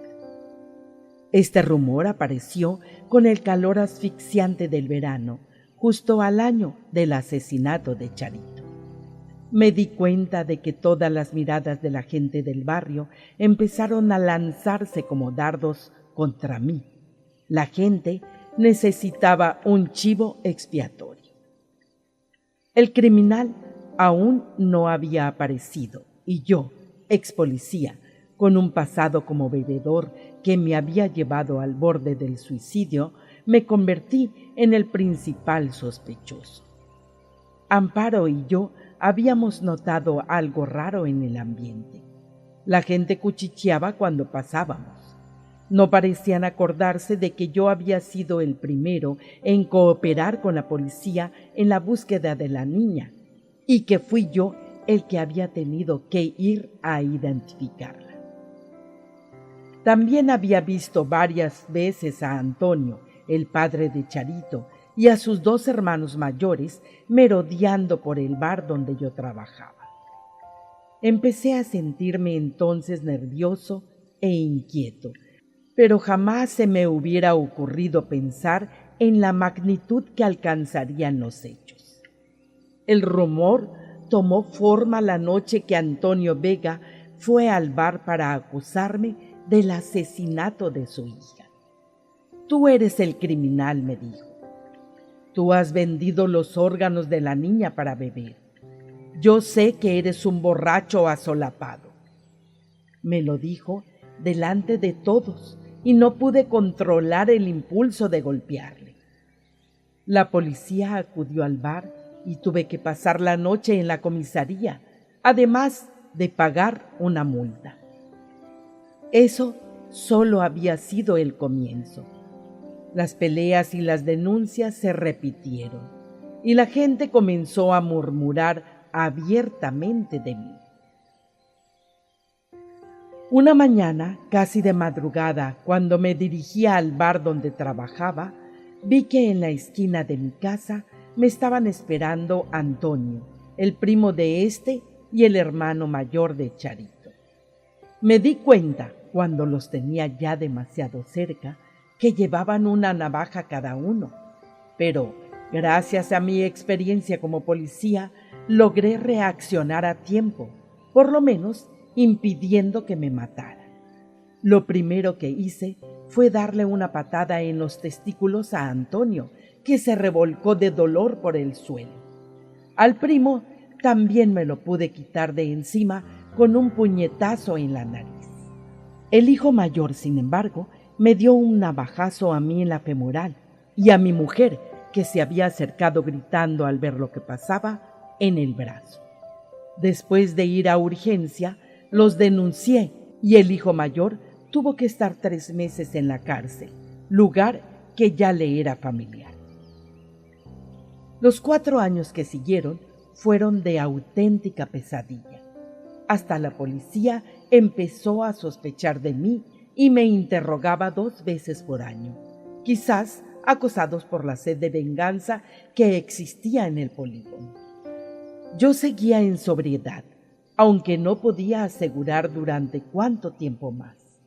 Por la calle me llamaban asesino. Habían prendido fuego a mi furgoneta y casi lo logran con mi casa si los bomberos no hubieran acudido a tiempo. A todas horas aporreaban mi puerta y tiraban piedras a los cristales. Tenían en mi contra no solamente el barrio, sino toda la ciudad. Yo era alcohólico. Mi rehabilitación y ayuda a otros alcohólicos había sido un ejemplo incluso para los maleantes del polígono, pero todos me habían retirado su confianza. No sabía qué hacer. Pensé en huir del barrio, pero eso hubiera significado la aceptación de mi culpabilidad. Durante los años que duró esta persecución, pensé muchas veces en volver a beber y olvidarme de todo de un zarpazo. Hubo momentos de verdadera angustia en que tuve que soportar una idea que me martilleaba en el cerebro. Yo me decía, voy a entrar en el cuartel y a coger un revólver. Los policías se los dejan por cualquier parte cuando entran en la cantina. A mí ya me conocen de tanto ir y nadie va a desconfiar de mí a estas alturas. Después voy a beberme una botella de coñac y matar a ese hijo de puta de Antonio Vega, a él y a sus hijos y a su mujer. No puedo más. Me están haciendo la vida imposible. Quiero que me dejen tranquilo a mí y a mi familia. Bueno, a mi familia, porque después me voy a meter un tiro en la nuca. Yo sabía que me sobraba valor para hacerlo e intenté rechazar este pensamiento hasta que tomó cuerpo y me dominó por completo. Un día llegué del bar con la decisión tomada. Lo iba a hacer. Tuve la impresión de revivir mi sentimiento de impotencia y desolación aquella madrugada del albergue cuando ya nada me importaba. Llegué a casa y, sin decirle nada a mi mujer, subí al cuarto. Necesitaba estar solo. Me excusé diciéndole que estaba resfriado y que me iba a acostar un rato. Allí permanecí en silencio durante cerca de 2 horas sin atreverme a bajar. Allí le rogué a Dios que me concediese el don de la serenidad y me lo concedió. Su luz llegó a mi mente. No podía tirar a la papelera tantos años de sobriedad ni la labor que estaba realizando con otros alcohólicos. Además, si los mataba a todos, pasaría realmente por el asesino y nunca dejarían en paz a mi mujer y a mis hijas. Cuando me di cuenta de lo que podía haber hecho, lloré amargamente y le reñí a Dios. Dios mío, ¿por qué me tratas así? Tú sabes que yo no he sido. ¿Por qué no me pones por delante al criminal? Al rato siguiente, recibí, como tantas otras veces, una llamada de uno de los miembros de mi grupo de Alcohólicos Anónimos, para que no me dejase vencer por el abatimiento y la depresión. Mi unión con mi grupo era tan fuerte que parecíamos presentir cuando alguno de nosotros pasaba un mal momento. La hora de demostrar mi inocencia tenía que llegar, y llegó por fin. Supe, a través de una comisaría en Valencia, que habían desterrado a Rolo de esa ciudad por abusos deshonestos a menores. También me puse en contacto con la exmujer de este, que estaba a punto de casarse de nuevo.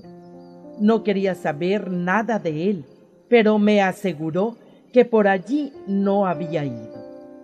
Finalmente, a instancias de mi mujer, fui a ver a una vidente que me confirmó lo que yo ya creía. Al día siguiente, fui a buscar a Rosales a la comisaría y le dije que había conocido a alguien que sabía la verdad. No le comenté la fuente de este conocimiento.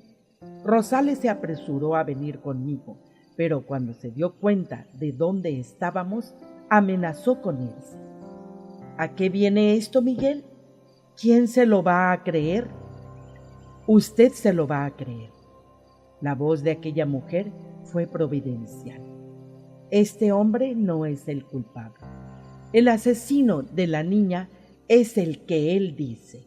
Ese Juanito, el Rolo, y si no lo detienen es porque no quiere. No hubo más intercambio de palabras, pero algo en la firmeza de la voz de la mujer había hecho cambiar al inspector. Aquella misma tarde fui con él al comisario e hice que le relatara mis últimas averiguaciones en Valencia. El caso no está cerrado, dijo Rosales al comisario, pero no lo estamos moviendo y este hombre está siendo acusado en su barrio y en toda la ciudad de un asesinato que no ha cometido. Sin esperar más, se pusieron en contacto con la comisaría central en Madrid y se supo que el sospechoso había renovado su carnet en Valencia. Enseguida mandaron a esta ciudad a 2 inspectores que, al cabo de 2 semanas de pesquisas, lograron dar con él.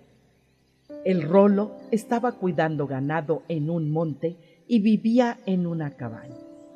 Los inspectores, disfrazados de cazadores, se acercaron allí con la excusa de pedir agua. Llevaban una foto de la niña.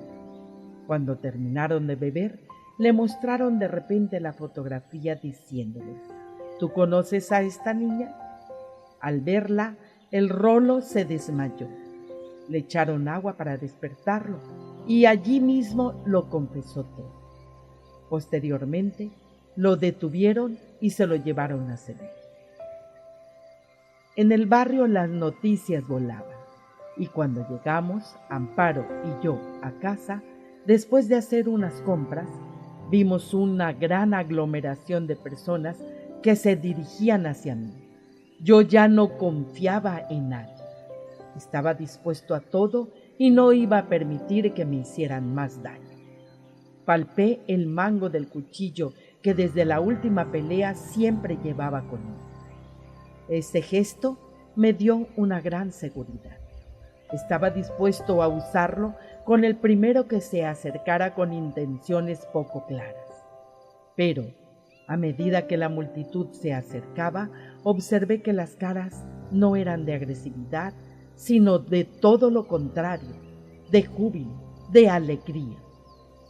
Aquellos granujas y golfos me gritaban: «Miguel, mátalos tú ahora que te han hecho mucho daño. ¡Mátalos!». Algunos aporreaban la puerta de Antonio Vega queriendo tirarla abajo. Acudieron 3 coches de policía para calmar a la multitud.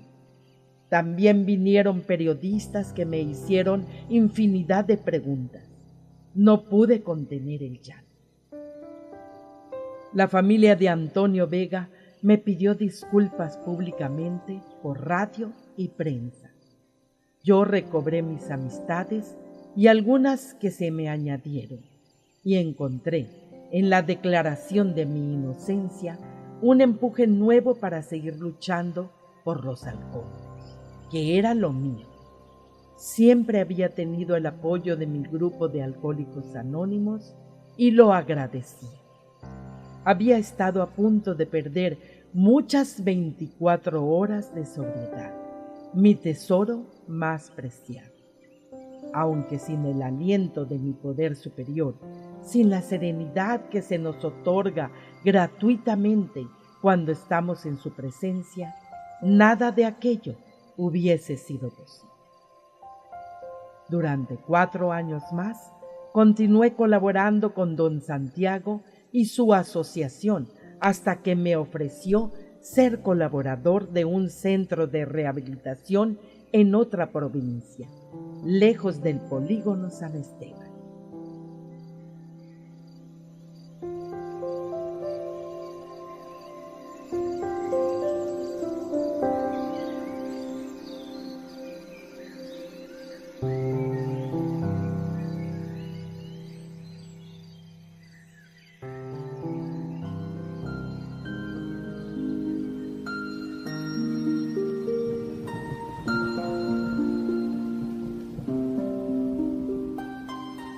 Capítulo 10. El mensaje a otros alcohólicos.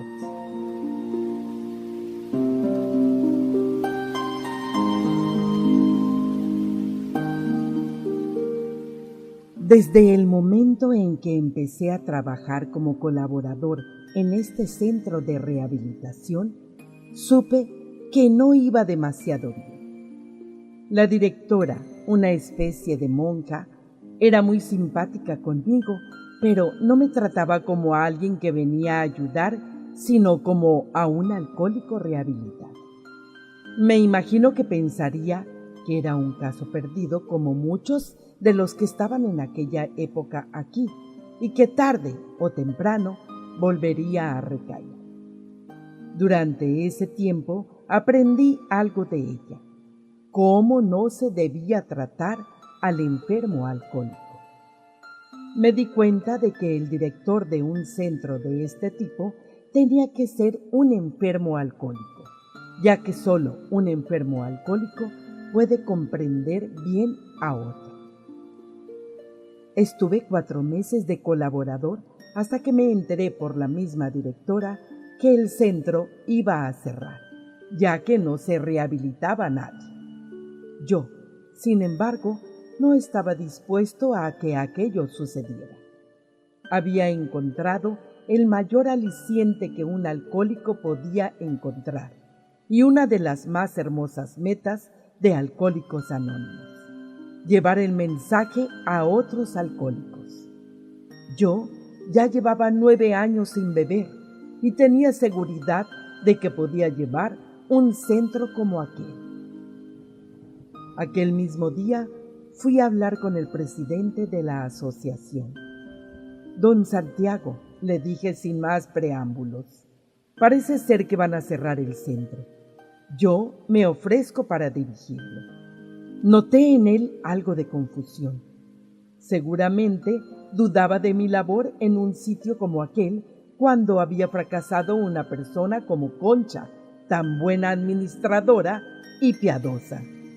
Todavía me acordaba de que nos obligaba, a mí incluido, a rezar 3 veces al día, a lo que había que añadir un rosario los sábados después de desayunar.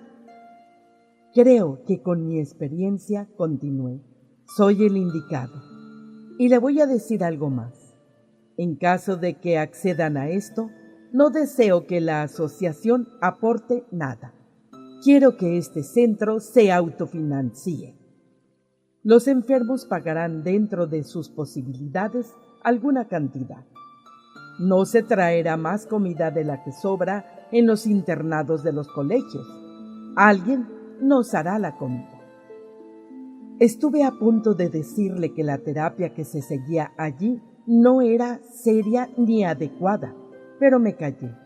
Siempre he sido prudente.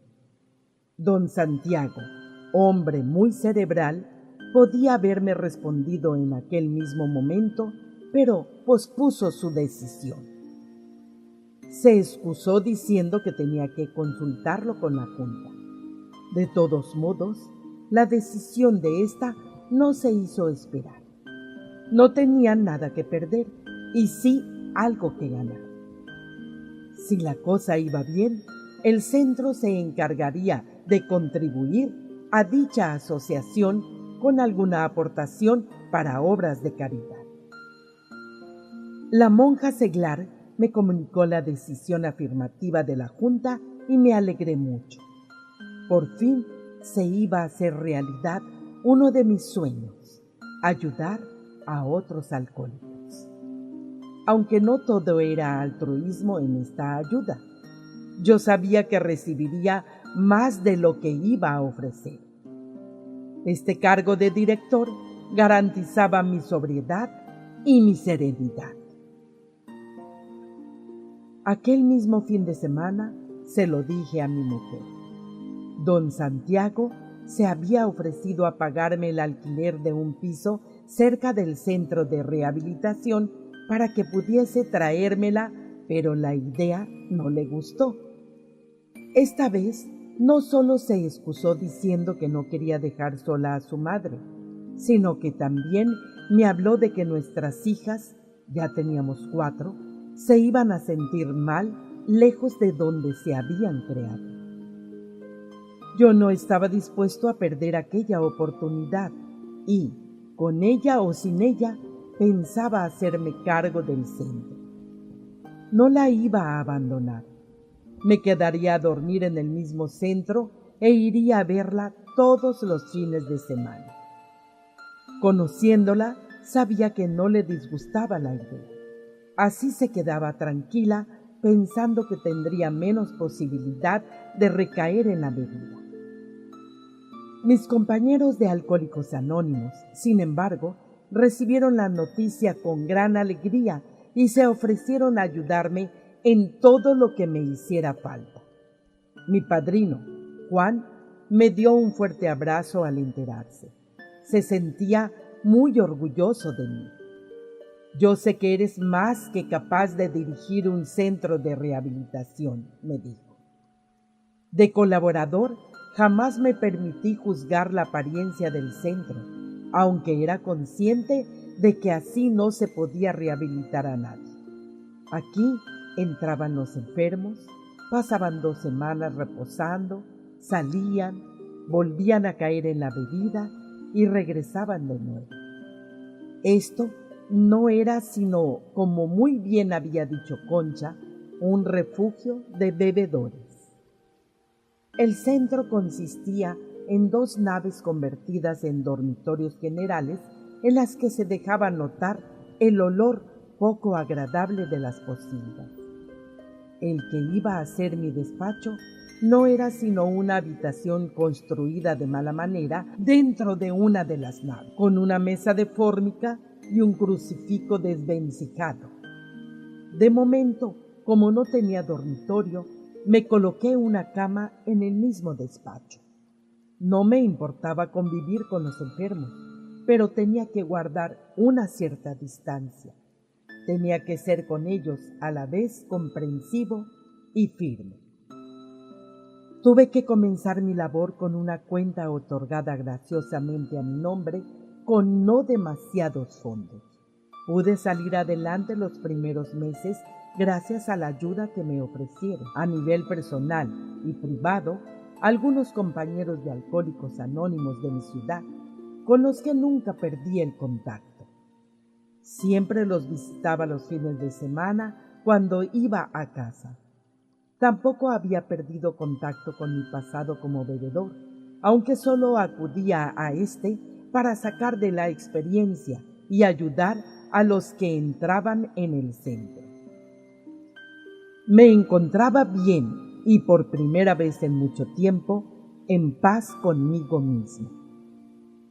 A los 6 meses de hacerme cargo del centro, sin embargo, la llamada de una asistenta social iba a perturbar un poco esta calma. Oiga, ¿usted es el director? Mire, tenemos aquí un señor soltero que es alcohólico. Este hombre le pega a su madre y le roba el poco dinero que ella tiene para gastárselo en vino. No tiene paga ninguna y trabaja en el campo cuando hay trabajo. Aquí en el pueblo no lo quiere nadie, ya que además está siempre buscando pelea en los bares donde entra. Me habían dicho que ese era un centro de rehabilitación de alcohólicos, pero este hombre no tiene dónde caerse muerto. No puede pagar la mensualidad. No se preocupe, le dije. Tráigamelo para acá junto con el informe clínico.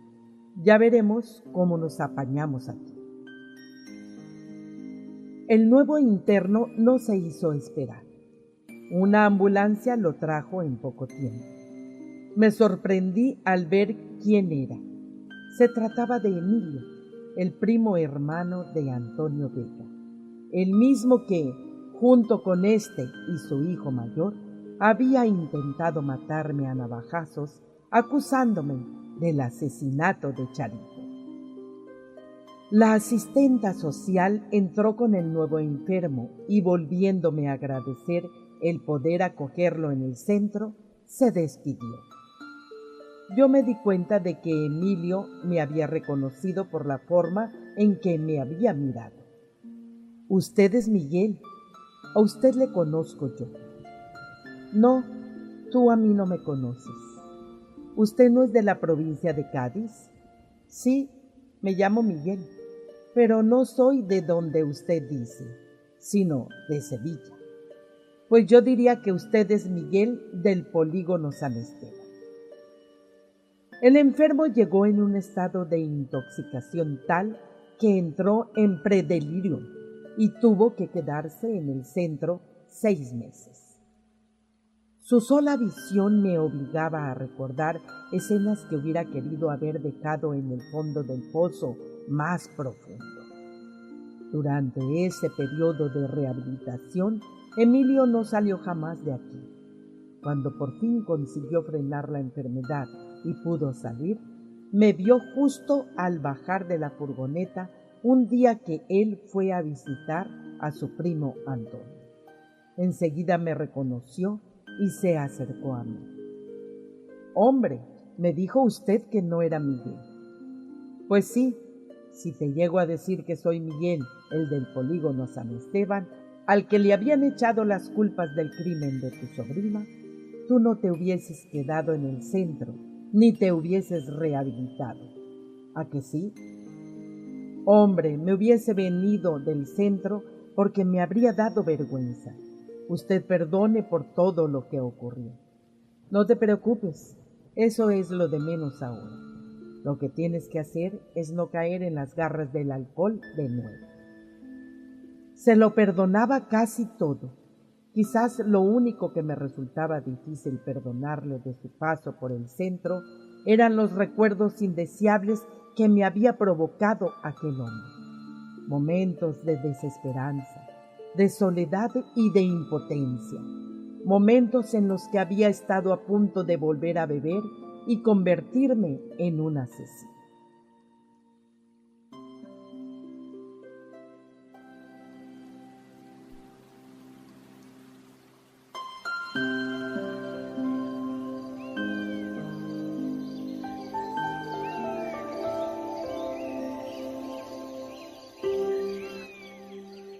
Capítulo 11. Mi reencuentro con Sor Josefa. Yo era consciente de que las raíces de mi sobriedad estaban en el albergue y, sobre todo, en el cariño de las monjitas. No las había vuelto a ver desde que me llevaron al grupo de Alcohólicos Anónimos, al poco tiempo de salir del hospital, pero siempre había conservado el deseo de encontrarme con ellas algún día.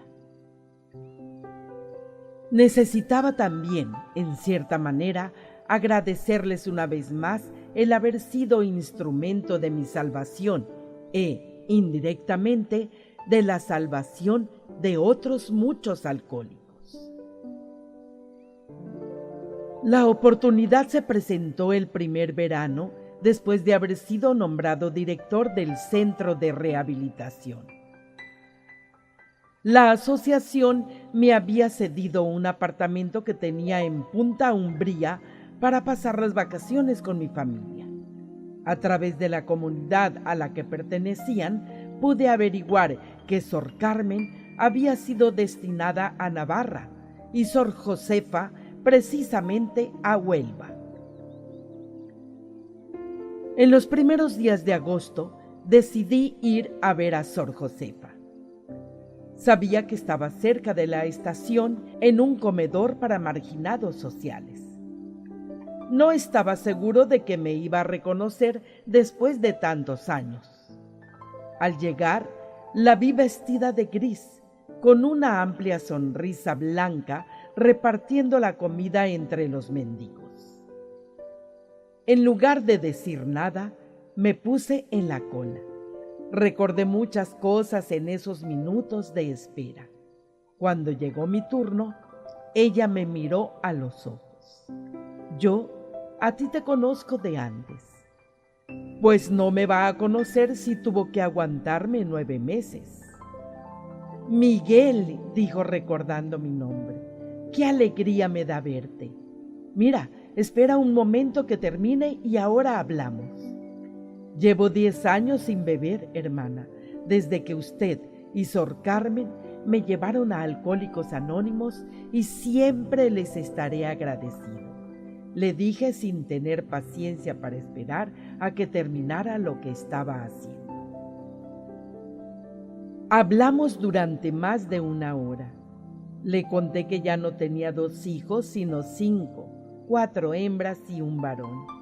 Yo había guardado para el final la noticia que sabía que más le iba a alegrar. Le entregué una tarjeta de presentación y le pedí que la leyera. En la tarjeta se leía mi cargo como director de un centro de rehabilitación de alcohólicos. La monja no se lo podía creer. Algún tiempo después, ella me mandó a un enfermo que llegó a dejar la bebida. Luego comenzamos a cartearnos. Sor Carmen también empezó a escribirme. Las cartas de estas hermanitas eran siempre de ánimo, de fe en Dios para conseguir todo lo que me propusiera en mi ayuda al necesitado.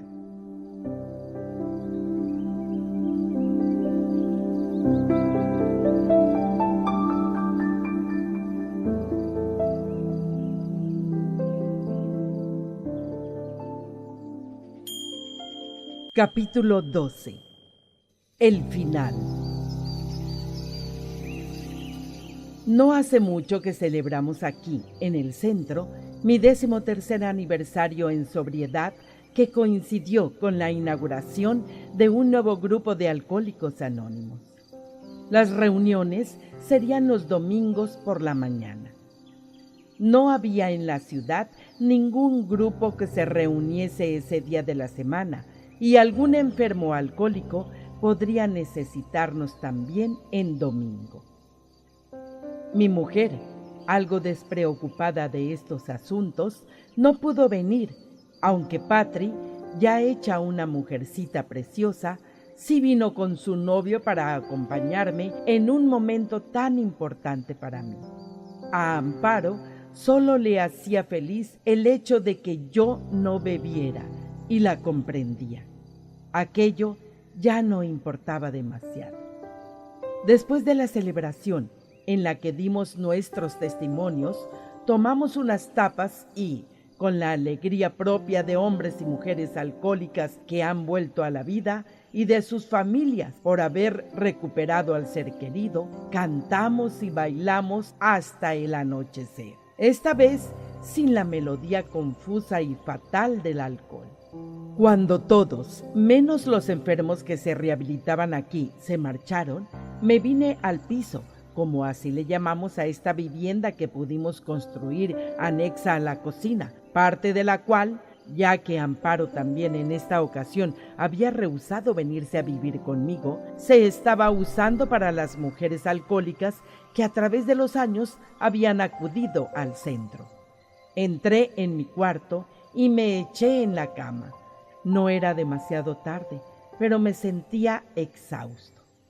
A pesar de las veces que había dado testimonio de mi vida durante estos últimos años, todavía me creaba cierto desconsuelo rememorar el pasado. Encajé la ventana que daba al patio y cerré los ojos. A mis labios acudió, como un susurro, una pequeña oración. Dios, concédeme serenidad para aceptar las cosas que no puedo cambiar, valor para cambiar las que sí puedo, y sabiduría para distinguir la diferencia.